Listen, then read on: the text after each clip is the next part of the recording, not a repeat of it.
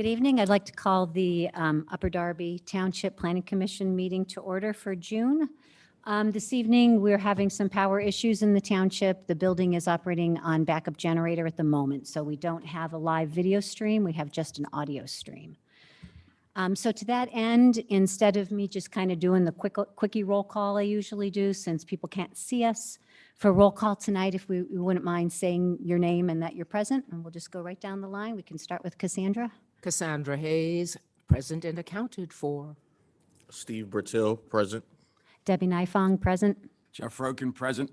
James Mullen, present. Thank you very much.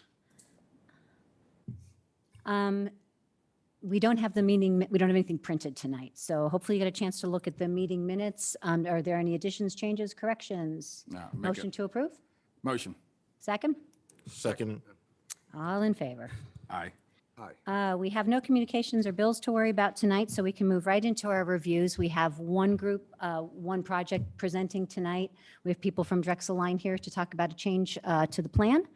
So if you wouldn't mind just approaching, Josh will have the drawings up on the screen and let us know what you're here for tonight, and then we can just go back and forth with a little bit of questions and move on.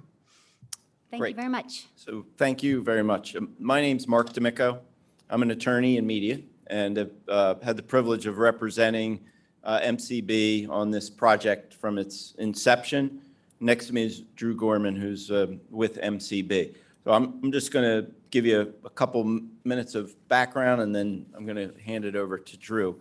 So just to put this in context, the developer started this project in 2016. So this has been about 7 years. This project has been going on. That project encompassed many meetings with township staff, with neighbors, and ultimately then presentations to the Township Zoning Hearing Board to get the relief that was necessary to build the project. There was some bumps along the road, including an appeal by certain neighbors, and then a settlement. And we went back to the Zoning Hearing Board to get a little more relief. And then finally, the plan, and in the meantime, Bowler Engineering was working on the plans over those years. There was a lot of details to it. A big team, including engineers, architects, traffic engineers, and others. So ultimately, the Upper Darby Council approved the plan in February of 2021. And then the plan was actually recorded in March of 22. So the recording of the plan being sort of the ultimate step to show that it's been approved and ready for construction. So that's been over a year now, and I'm sure you've been by, or if you haven't, I'm telling you that there's substantial construction that's underway, including demolition and the construction of new buildings. The Wawa is about to come out of the ground. The new ShopRite is, substantially there, and the old ShopRite is now starting to be demolished. So that's where we are in the process. So why are we here tonight? The answer is that there's been some changes to the plan that I'm going to have Drew explain to you momentarily. So because the plan, we're proposing changes to the plan that's been recorded and approved, we have to go through essentially a similar process where the engineer prepared the plan. We actually met with township staff before we filed the plan to review certain aspects of it. The plan was then filed. I think it's been a couple months now. John, the plan was filed, so it was filed with the county and the township. And notably, we did not appear before you during the original project because there was no Upper Darby Planning Commission. So now that there's an Upper Darby Planning Commission, we're happy to visit and share our plan with you.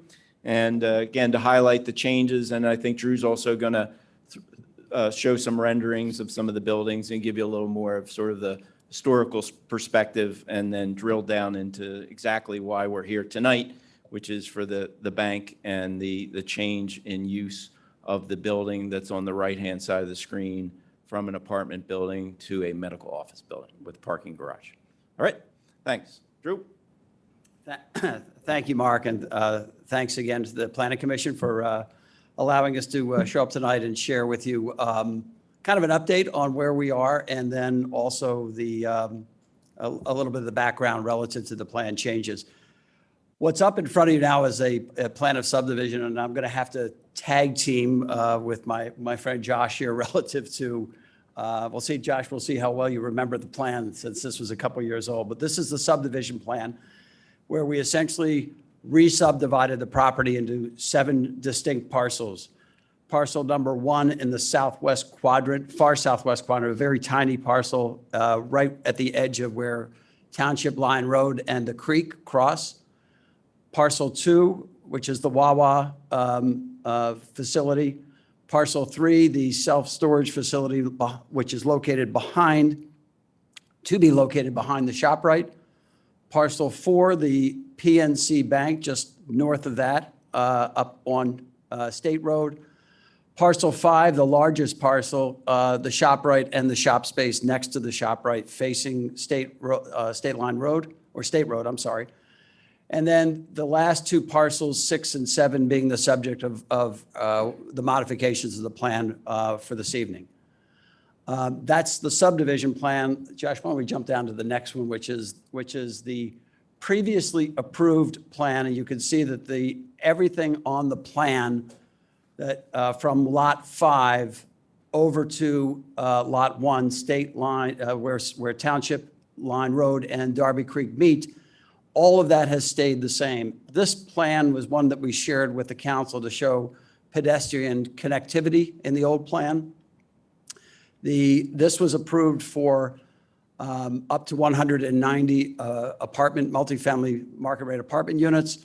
And then the pad site on lot 7, which is that lot up on State Road with the square building, that was approved for a 6,400 square foot multi-tenant building.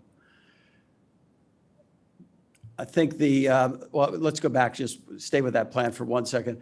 The blue denotes the trail connectivity, which is the kind of multi-purpose trail that's being connected from State Road.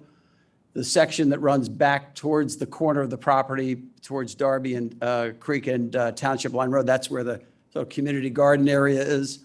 And then the rest of the blue line takes you over to the SEPTA station. And then we continued in some of the redesign work on the final approved plan to carry that sidewalk area up and over to towards the apartments adjacent to us. The next plan will show you the changes and modifications to lots 6 and 7. If you want to go to the next slide. Again, you can see, and so in lot 6, which is the largest, which is the large building adjacent to the apartments, we've replaced the multifamily with a office building geared towards medical uses of approximately a little over 60,000 square feet. Adjacent to that, some structured parking, so 2 levels of parking to adequately serve the medical office. You'll see that it's very much in the same configuration when you factor in the parking. It's an L shape. And then the small pad site has transitioned into a Chase Bank, which is approximately 3,500 square feet. So those really constitute the major changes. As Mark said earlier, and as you have seen, the Wawa, the PNC, and the shop space, as well as the ShopRite, are all under construction. The self-storage has always been planned to be the last, one of the 2 last pieces, because that area was needed to stage for the construction of ShopRite. The existing ShopRite closed on June 1st, and September 1 is the planned open date, right around that for the brand new ShopRite. And so I think we can go to the unless the Planning Commission has any questions, and we're going to go to the next slide.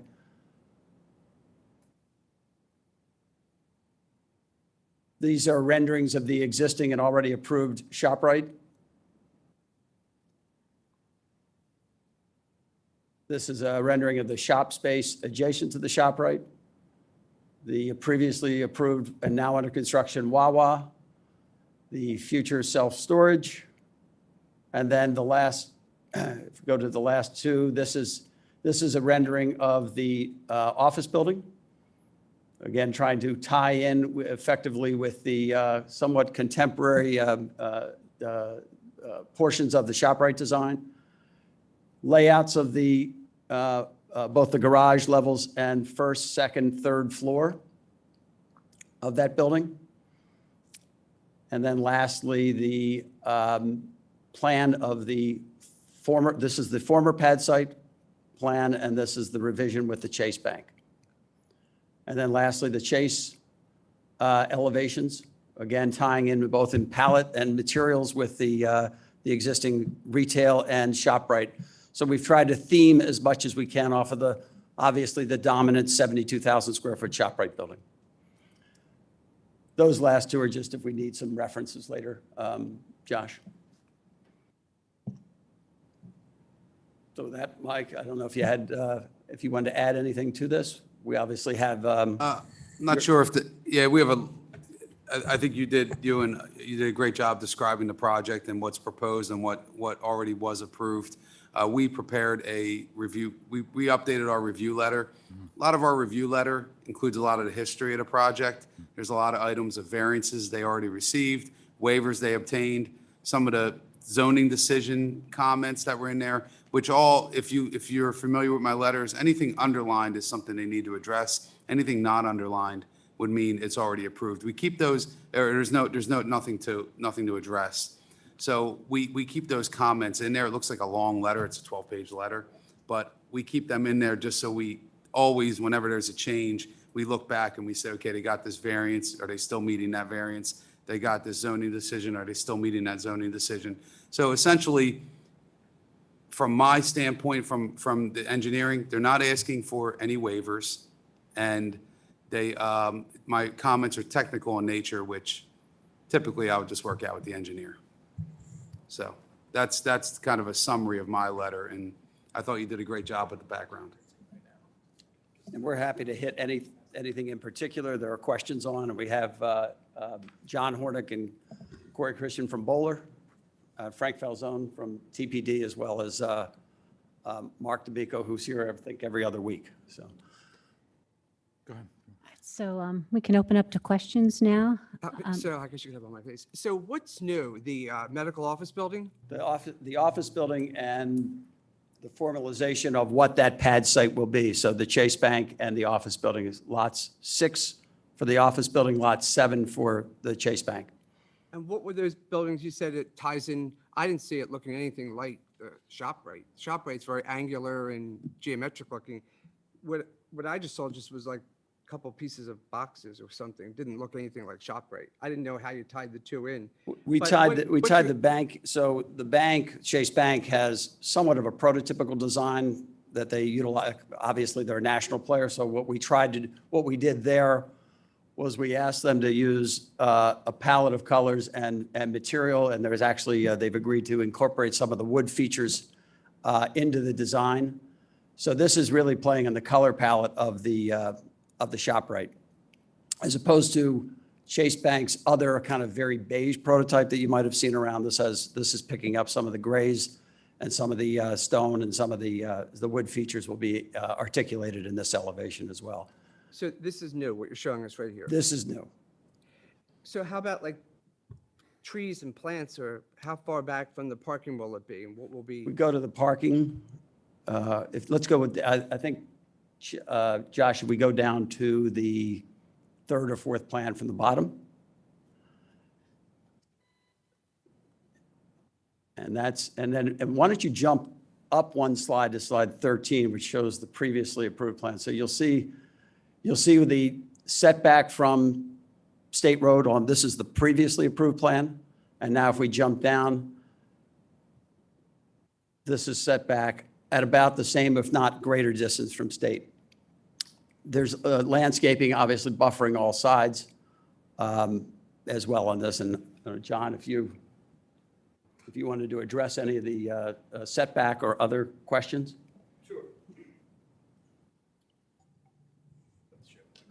Sure.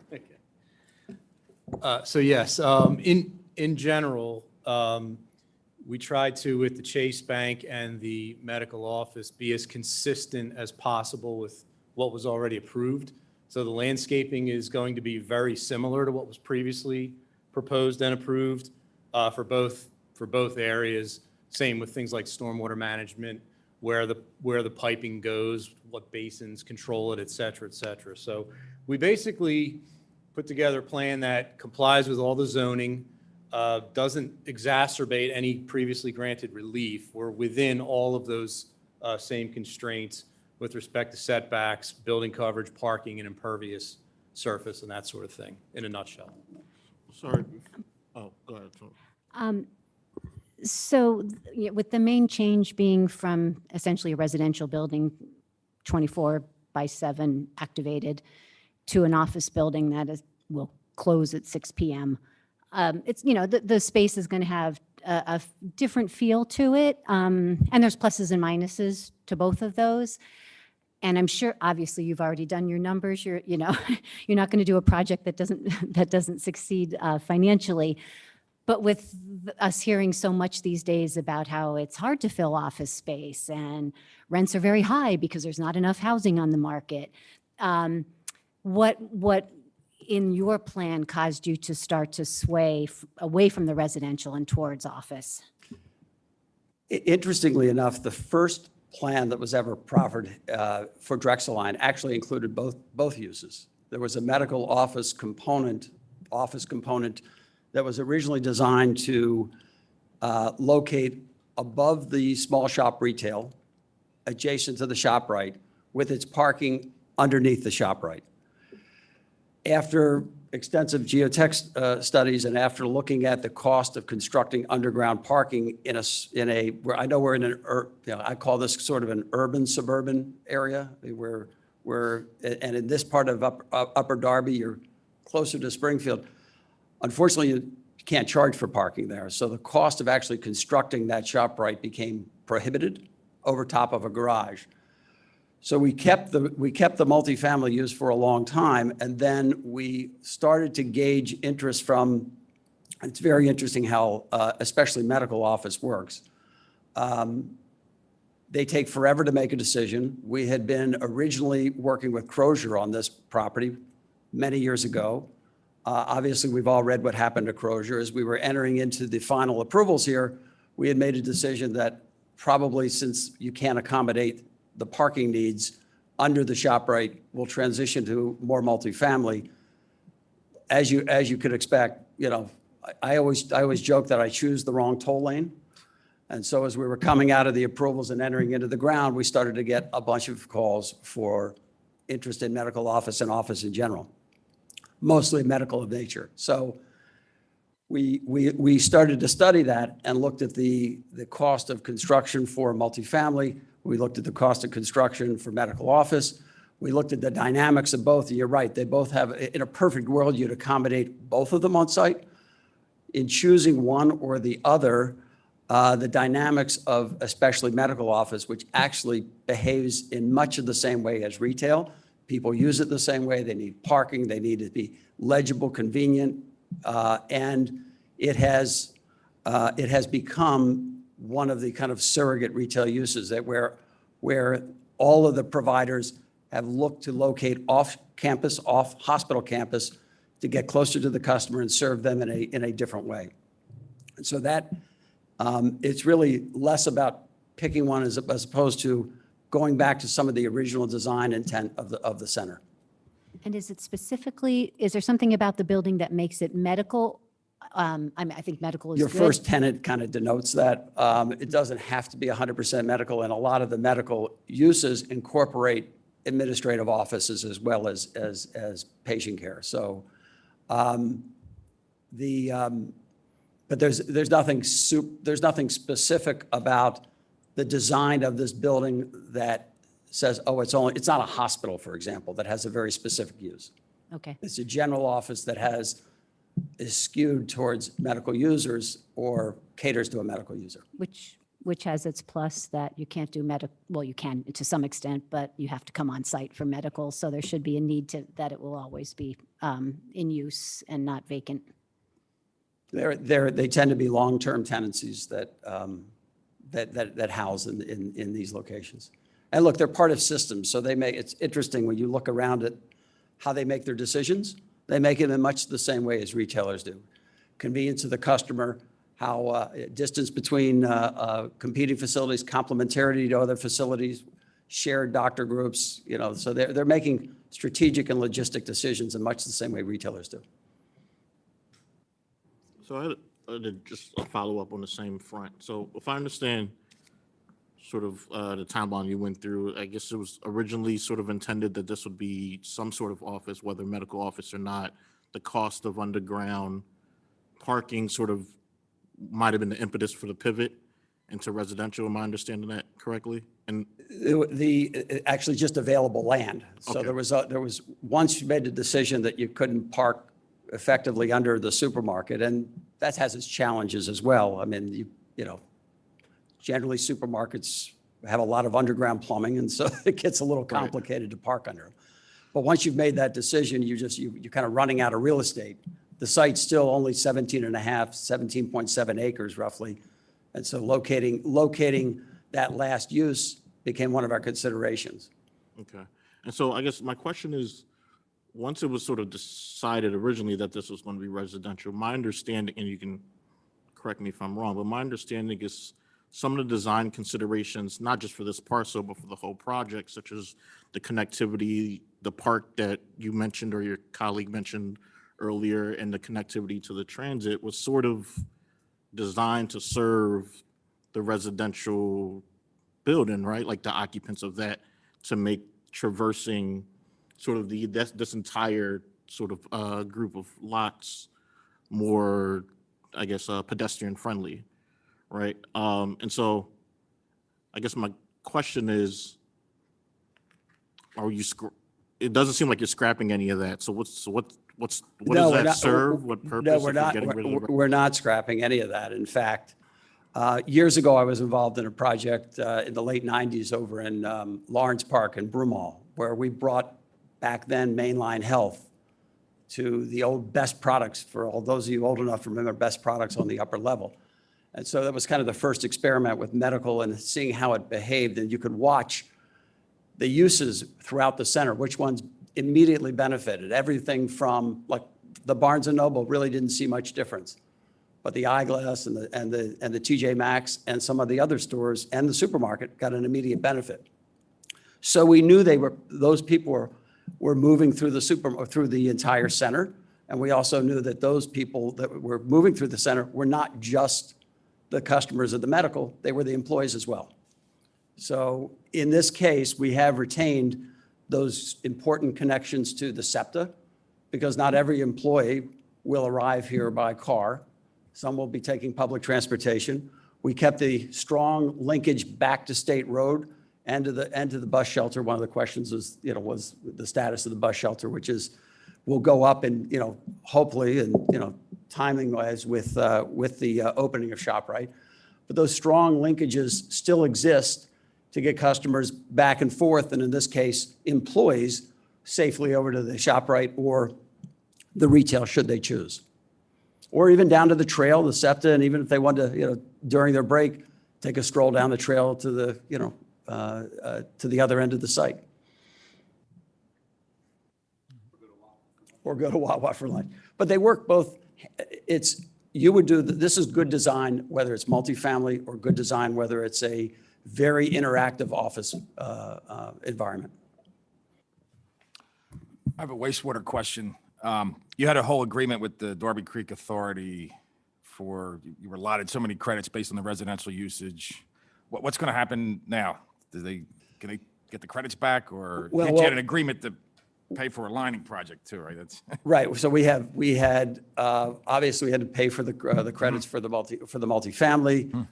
We provided the calculations. The demand is much less. Yes. For office. I'm sure there'll be a discussion about what to do with any of the excess credits. We fully anticipated when we had to pay the tap fees that conversation would be dealt with then, and either a modified agreement would have to be entered into. okay. Yes, but you're right.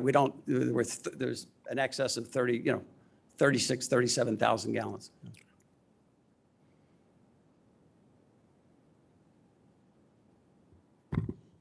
All set? I'm good. Good? Good? You have another? Yes, yes. We're working with a couple different national groups. Well, we're actually have been involved in self-storage development, but it's almost become the hotel business, you get yourself with. So, okay, so you know the story. Okay. So. It's like, do you want to get your, I'm wondering why you should get you get your frequent stay points like you do with Marriott or Hilton. No.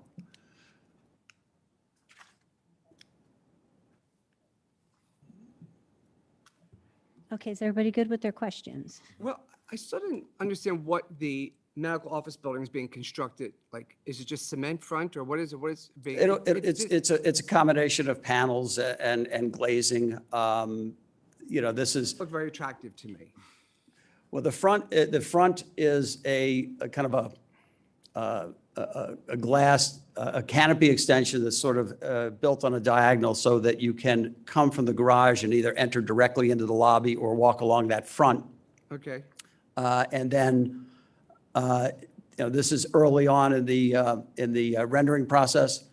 We will probably modify, and I will tell you that most of these renderings at this level tend to look darker than in actuality. Pull back. Actually, that's an emergency. The main entrance is right there, kind of in the. Let's go to the plan down below, Josh. One more down. Right, that's it. So you can see in the corner, we've created this lobby so that you could either come directly from for the garage parking as well as or directly into the first floor tenancy. And then a shared lobby there that goes all the way down to the other level of the garage underneath there. So your intention is not just one anchor tenant, it's one, well. We think it's going one to be, anchor we think tenant. it's going to be, we're already in conversations with what looks like a first floor user. We're in conversations with others for portions of the upper floors.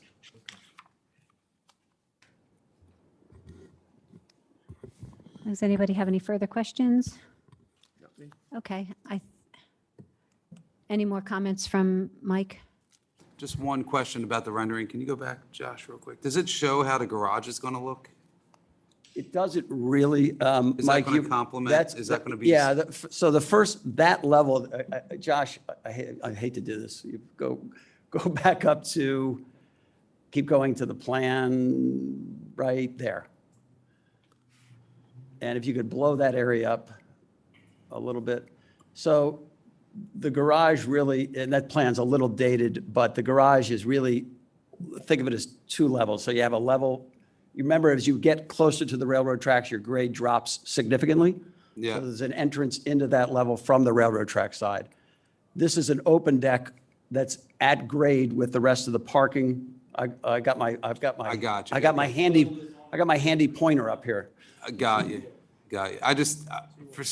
I was picturing in my mind just a concrete garage, but it's actually going to be at grade. It's actually at which is grade. So, good, so yeah. when you come in from State Road, and Josh, I'm going to ask you to go plan north. You come in from State Road at that, and then we'll have that particular pylon sign, which has been approved there, will denote the key tenants and the medical office. You'll come straight down and be able to come into the garage, and that'll look like it's all at grade. So you won't see a structure, which allows for unimpeded views from the three levels of the office. And the lower level people will just go up a staircase or elevator? Elevators, and then we're handling our service down there as well. So you'll be able to, it's accommodate, we won't be getting tractor trailer service. We'll be getting, box vans, UPS. They'll be able to pull in the garage, and there's loading there. And that's where the trash and the and electric room and those kind of functions happen in the building. Trash will get wheeled out after hours and we'll just schedule the trash accordingly around the office hours.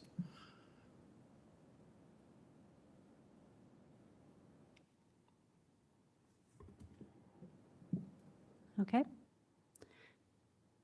Anything else? Okay. So I think at this point, we should take a motion to Oh, Oh, I always assume that everybody's together with the presenter. Are there any members of the public who would like to come and address the plan or any concerns? Okay. So do we have a motion to recommend approval to the council? I'll make the motion. Motion, second? Second, all in favor? Aye. Aye. Aye. Thank you very much. Thank you for your time. Thank you. Thank you very much. Have a good night.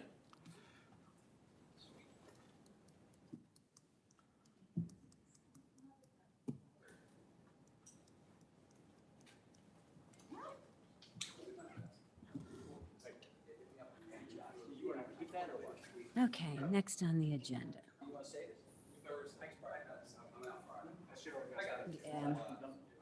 Well, and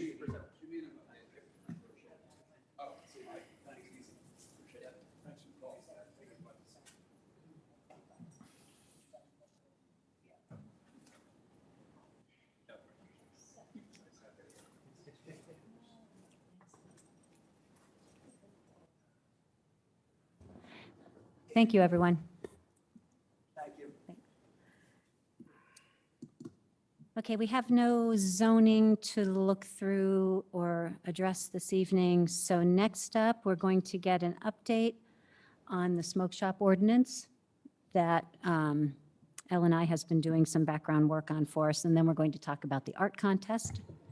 Yeah, so I don't have much of an update for you guys this month. I don't know if this is public knowledge yet, but Aaliyah, who is working with us, has moved on to another job, so she's no longer with us.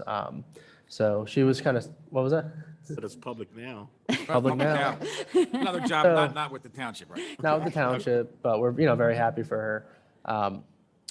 But essentially, we'll kind of have to regroup on where we're at with that. Right now, we're still collecting data on the sizes and still looking at different pieces of ordinance material. We did make an interesting connection between what we have now for what's already in place for the medical dispensary ordinance in the zoning and what we could possibly have in the smoke shop. So for medical dispensaries, it already has 1,000-foot minimums, and that hasn't been challenged. So we're thinking maybe we'll use the inspiration of ordinance that we already have and maybe look inward, and it was right under our noses the whole time. So we're going to take a look at that and try and incorporate that as well, and then kind of keep going on the pace that we've been moving. Okay, any questions for Josh? Hey, Josh, if Yeah. you, since that person's not here, if you need somebody to go around with you someday to measure and take notes and take pictures, just give me a couple days' notice and Yeah, I can take pictures and take notes and appreciate that. try to Thank look you. at stuff because Any, because we have to get, that has to move fast. Yeah, That has to yeah. get done. That is- Yes, should be yes, it does. Priority number one. I'll just put do not disturb on my phone at home and Well, and you can see, agenda-wise, it is the one thing that remains, so we're not losing sight of it. yeah, we got to get that Yeah. moving. Okay, then the next item is the art contest that the township is doing. So if you remember, there are traffic control signal boxes going down 69th Street. There are 6 of those boxes, and there is a contest on for people to submit artwork that can be painted onto those boxes. And Josh, we need to talk about timeframes because the mayor has asked the planning commission to be the group that will choose the winning designs to go on the boxes. And timing wise, we'd like to do it soon. And I'm hoping that we can use the July meeting. The submissions are supposed to be in by the end of June, that maybe we can get them out to everyone very quickly and use the July meeting as our opportunity to vote on the 6 winners. Yeah, so I'm still getting more information about the timeline, but as far as the criteria, I would have had this printed out for everyone, but this is essentially what the mayor's office sent me. So I don't know if I need to necessarily go through all of it, but I'll email it out. But essentially just lays out some of the guidelines that you're going to look for, elements, incomplete elements to look for, what elements, I guess, to avoid, incomplete design, sloppiness, As far as eligibility, must be residents of Upper Darby Township and over 14 years of age. So it's pretty broad. And then the theme is the environment, natures, and trees. There can only be one submission per person. Artwork must be on all four sides and drawn accordingly. And then there's some just kind of general submission information about it. No, obviously no, there's no words, phone numbers, or web addresses, no inappropriate themes, hate speech, political imagery, gore, or weapons.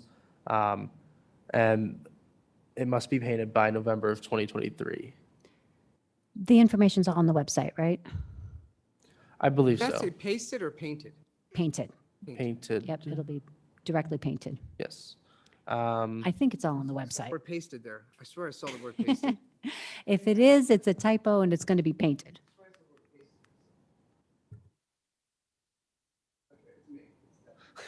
Okay. So yeah, that's pretty much it. So more information coming. I'll make sure this all gets out to you with the minutes and everything else. I don't know what the submissions, like what the medium of the submission is going to be, because I'm hoping we can share that electronically.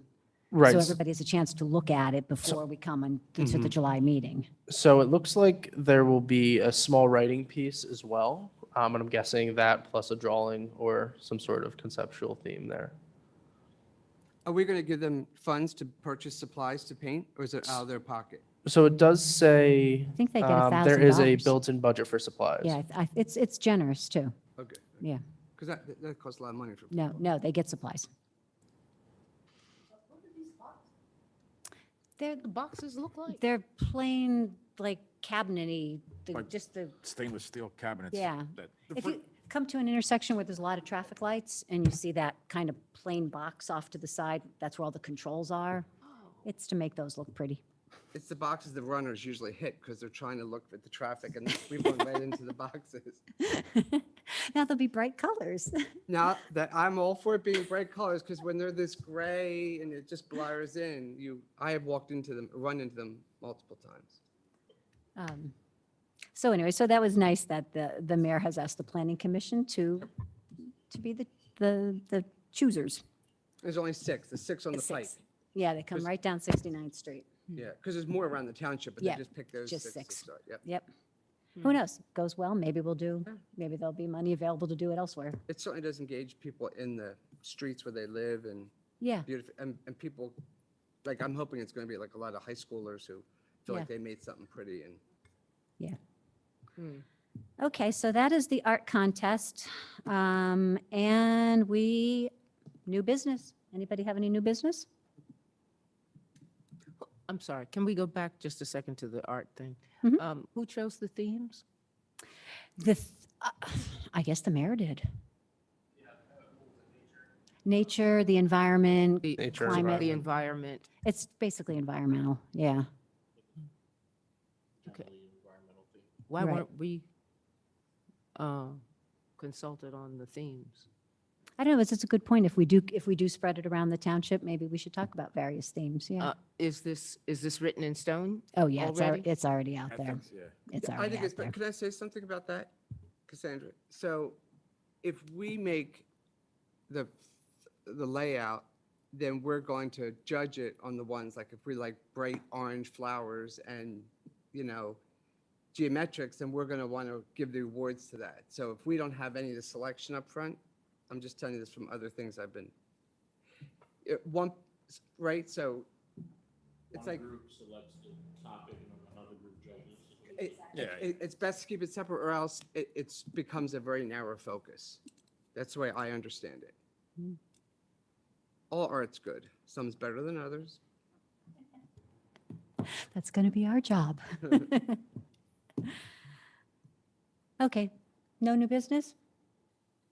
Look at this, it's only 7:45. Yeah. Motion to adjourn? Motion. So be it. Thank you all. Okay.